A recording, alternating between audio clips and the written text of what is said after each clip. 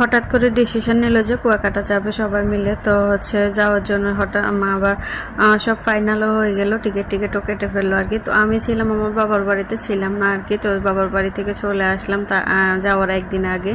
তো ওখান থেকে আসার পরে তো হচ্ছে টিকিটটা এক সপ্তাহ আগে কেটে ফেলছিল, তো কেটে রেখে দিয়েছে। তো হচ্ছে রাত্রেবেলা আমরা সবাই মিলে হচ্ছে রাতের 10টা থেকে মানে সন্ধ্যা থেকে হচ্ছে সবাই রেডি হওয়া শুরু করছে, সব গোছান টোছান আর কি, যার 3 দিনের ট্যুর আর কি। তো যার কারণে হচ্ছে রাতের 11টা বাজে হচ্ছে ওরা গাড়ি ছাড়ছে।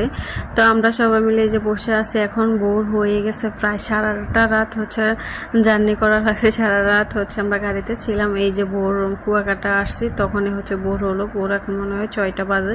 তো এত স্পিডে গাড়ি চালাইছে কি বলবো, আমি পড়ছি মানে এক সিটের পরে সিটে, যার কারণে একটু ভিডিও একটু সামনের দিকে একটু ধরে মানে দেখাতে পারছি আর কি। তো যাই হোক, ওখান থেকে নেমে প্রায় 6টার দিকে নামছি গাড়ি থেকে, যেহেতু গাড়িতে রাস্তা মানে সামনে রাত্রেবেলা জার্নিতে কোনো জ্যাম থাকে না। তো যার কারণে হচ্ছে এক টানে এত স্পিডে গাড়ি চালাইছে কি বলবো, খুব ভয়ও লাগছে।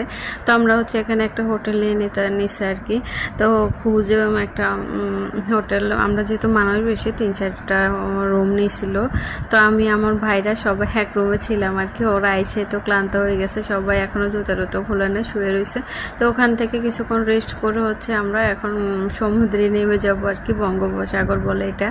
তো কুয়াকাটা তো আমরা আমাদের মানে বাসা থেকে আমাদের রুম থেকে একদমই কাছে কুয়াকাটা মানে সমুদ্রটা। তো আমরা সবাই মিলে এখন নেমে যাচ্ছি, সবাই পানিতে ভিজো, সব বাচ্চারা তো খুবই এক্সাইটেড, আমিও হাঁটতেছি। আর ওখান থেকে নামতে খুব কষ্ট হইতেছিল, কারণ উঁচু নিচু তো যার কারণে এই যে আমাদের এইগুলো হচ্ছে ভাড়া নিয়ে নিছে, কয়েক ঘন্টার জন্য আর কি ভাড়া নিছে।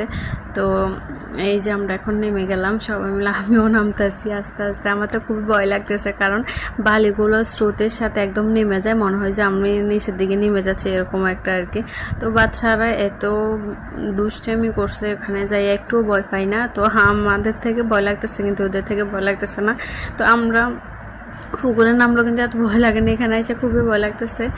বালুগুলো যেহেতু সরে যাচ্ছে মানে স্রোতের সাথে, আমার মেয়েরাও নামার জন্য খুবই অস্থির হয়ে গেছে। তো আমি মেয়েকে ধরে নামাইতেছি একটু, আর যেহেতু ভিজবো তো যার কারণে একটু নর্মাল জামা, পাতলা দিয়ে নর্মাল জামা পরে আসছিলাম। তো ভাবলাম যে যেহেতু ভিজবই, তো আমরা আর তো যাই হোক, ওখান থেকে